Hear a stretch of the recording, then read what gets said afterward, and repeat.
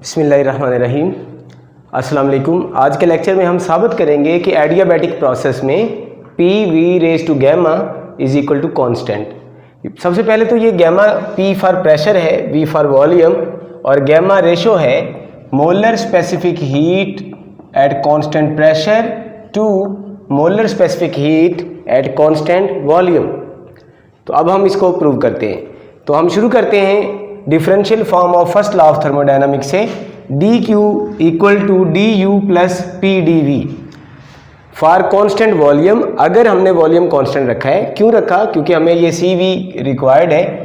ये है molar specific heat at constant volume. तो इसको इंट्रोड्यूस करने के लिए हमने पहले वॉल्यूम को कॉन्स्टेंट रखा। तो अगर वॉल्यूम कॉन्स्टेंट है तो डी वी ज़ीरो हो जाएगा, और अगर डी वी ज़ीरो है तो ये वर्क डन ज़ीरो हो जाएगा। तो आपके पास ये फार्मूला बनेगा D Q is equal to D U. आपने पढ़ा हुआ है molar specific heat at constant volume क्या होगी? 1/n, n number of moles हैं, D Q over D T. तो यहां से डी क्यू की वैल्यू क्या बनेगी? n C V D T. तो डी क्यू किसके बराबर है? n C V D T. अब आप यहाँ पे वर्क की जगह 0 लिख दो और डी की जगह, डी क्यू की जगह ये वाली वैल्यू लिख दो, तो आपको डी यू की वैल्यू ये मिल जाएगी फॉर कांस्टेंट वॉल्यूम। अब यही वैल्यू आप यहाँ पुट कर दो डी यू की जगह, तो ये आपके पास फार्मूला बन जाएगा डी क्यू, इसकी जगह आ गया N C V D T, और ये एस एच आ गया। इसको हमने इक्वेशन का नाम 3 दे दिया। अब आपने पढ़ा है कि C P minus C V equal होता है आर के। सी पी और जो सी वी है, इन दोनों का जो डिफरेंस है वो जनरल गैस कांस्टेंट के इक्वल होता है। तो यहाँ से हम सी वी की वैल्यू निकाल लेंगे और यहाँ पुट कर देंगे। अब इसको करने का क्या फ़ायदा होगा?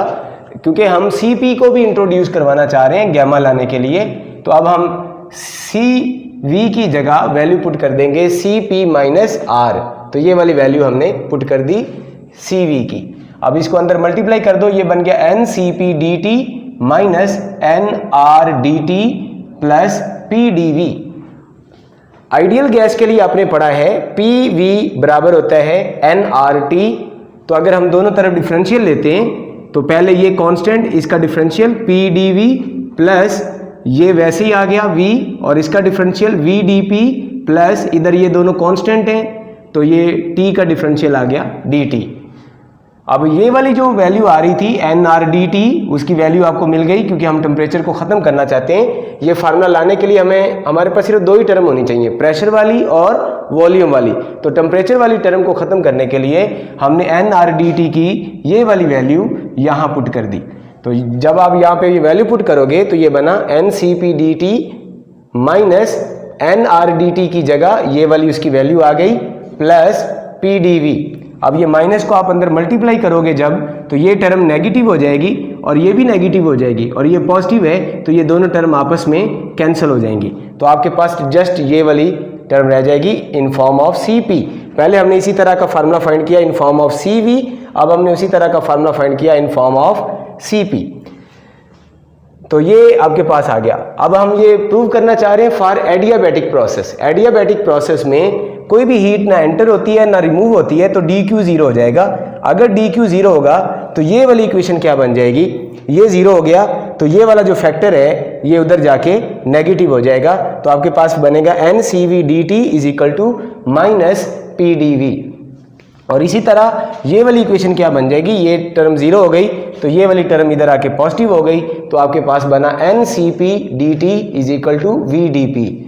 अब आपको चाहिए, आपने गैमा बनाना है, तो आप देखो गैमा किसके बराबर होता है? C P over C V. तो इसमें सी पी आ रहा है और इसमें सी वी आ रहा है, तो आप इस इक्वेशन को इस इक्वेशन पे डिवाइड कर दो। जब आप इसको इस पर डिवाइड करोगे तो एन एन से कैंसिल हो जाएगा, डी टी से कैंसिल हो जाएगा, ये टर्म ऊपर आ जाएगी और ये टर्म उसके नीचे आ जाएगी। तो ये आपके पास बन गया गैमा, और ये टर्म वैसे ही आ गई आपके पास। ये बनेगा V D P over P D V over P D V. अब आप क्या करो, वेरिएबल्स को सेपरेट कर लो। ये डी वी इधर ऊपर आ जाएगा और वी इधर नीचे आ जाएगा, और इसी तरह ये बच जाएगा डी पी ओवर पी। अब आप इसको दोनों तरफ से इंटीग्रेट कर दो तो आपको पता है कि इस फंक्शन की इंटीग्रेशन क्या बनेगी, लॉग और ये उसकी पावर बन जाएगा, तो ये बन गया लॉग ऑफ v की पावर गैमा और ये बन जाएगा minus log of p plus constant. ये वाला लॉग इधर आके ऐड हो जाएगा, जब दो क्वांटिटीज़ के लॉग ऐड हो रहे हैं तो हम उनका लॉग ऑफ प्रोडक्ट कर देंगे, तो ये बन गया लॉग ऑफ p v की power gamma is equal to constant. अगर इस क्वांटिटी का लॉग कांस्टेंट है तो फिर ये क्वांटिटी भी कांस्टेंट होगी, और इस तरह हमने ये साबित कर लिया कि P V raise to gamma constant होगा for adiabatic process. Thank you so much. अल्लाह हाफिज़।